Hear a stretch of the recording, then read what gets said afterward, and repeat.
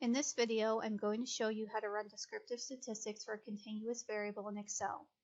When I say continuous, I mean the variable takes on multiple numerical values with order, such as 1, 2, 3, etc. I will run descriptive statistics on IRI scores at grade level.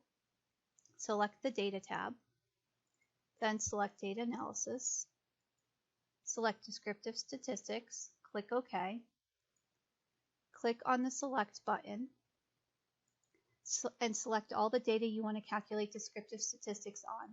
Do not select the name of the variable. Remember to select, you hold the left mouse button on the first cell, hold the left mouse button down, and then drag until you get to the last cell.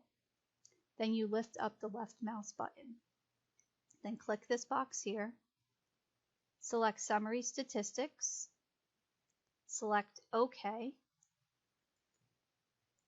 You can double left click on the bar between columns A and B to expand column A.